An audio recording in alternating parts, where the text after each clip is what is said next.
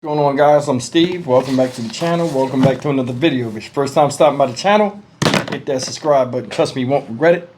You're a returning subscriber as always, guys. Welcome back, and I do appreciate the support. Got to put my mic on, and I forgot to turn my live light on back there, but shame on me.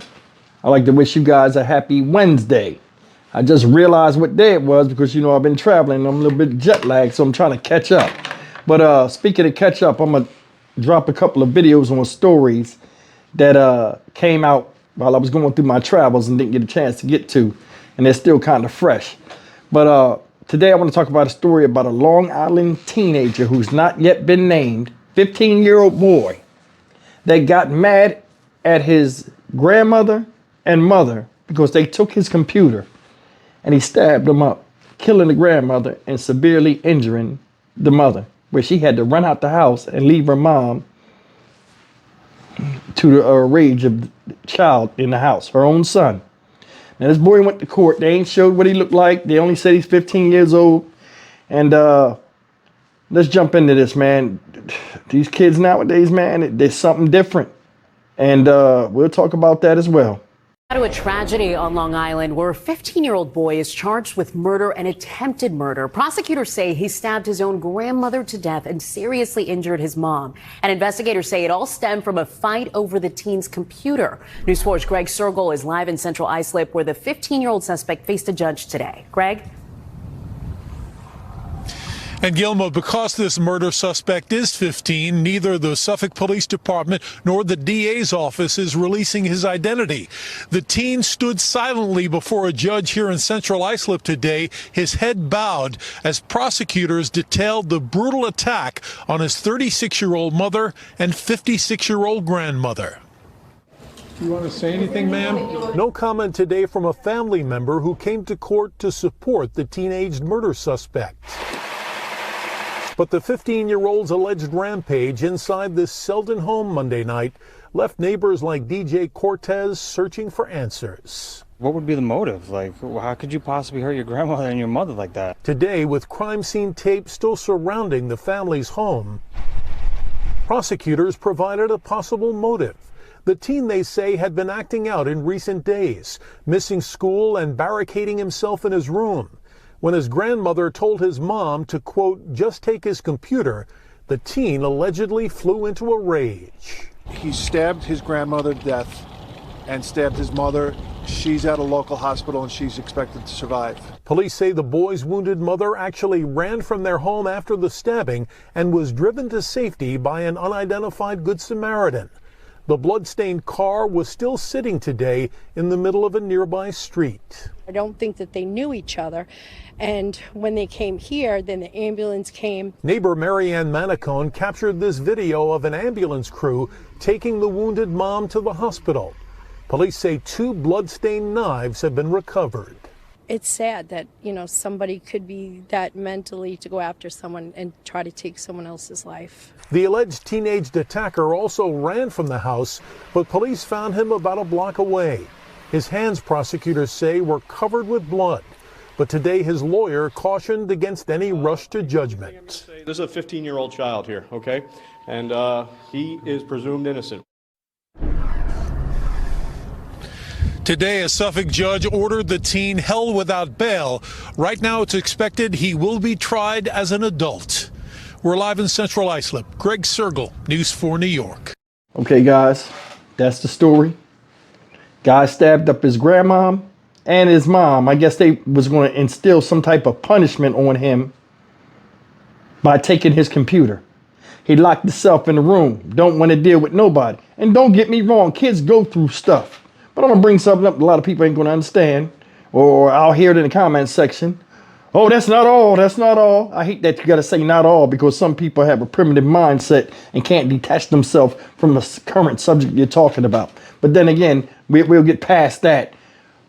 This is one of the reasons why, you know, when boys get old enough to where they understand that they're bigger than you, they're stronger than you, and they're almost to the age where they're grown, and a lot of them turn you out as parents. between the ages of 14, well, nowadays it's 13 and 16, a lot of times men have to jack their sons up, especially when they get that testosterone spike and think they tougher than leather. Stuff like this can happen. Now, it don't happen to everybody. And if it didn't happen to you as a woman raising kids by themselves or whatever, you're lucky. This boy stabbed his mother's mother and she could not control him, and she got some of the heat too. So much to where she had to run out the damn house and try to run and get help. Somebody saw her. They left the car in the street. It was still there the next day with the door open. Nobody even took it. Covered in blood. They showed video of her getting wheeled on a gurney into an ambulance as he walks down the street like, oh, fuck it. I fucked that. My life up with that. Catch him with blood on his hands. Did you hear the lawyer?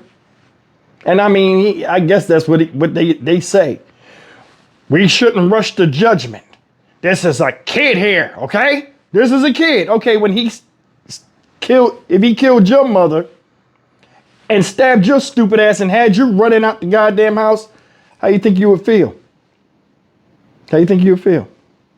So let me tell you something, how men operate. We operate on the sense of logic where we see something and we call it like we see it. We don't go by feelings and stuff like that. You know, like a lot of our female counterpart does. And that's instinctive for them. And that's a good thing. Because, I mean, that balances us out. And that's how God made it. To create a balance between man and woman, especially with dealing with children. Now, they ain't said nothing about where the man was, so I don't even know if man was in his life. But these kids, a lot of times, like I said before, ages of 13 to 16, they get to the point. Now I'm just talking about boys. I don't know nothing about girls. I got a 9-year-old. I don't know how she's going to be when she get older. Where a man, usually the father, had to fuck them up. They need to get jacked up because they start sniffing themselves. They start feeling themselves. They get bigger. They get stronger. They get their testosterone spike. They think they know everything. A lot of times they outgrow you in height. You know what I'm saying? And they try you. These people right here, it's unfortunate that they did it. And like when I grew up, no matter what, you never put your hands on your parents. So I find all that shit unacceptable. Like the judge, like the lawyer said, oh, let's not be rushed to judge. Motherfucker used 2 different knives to stab these people.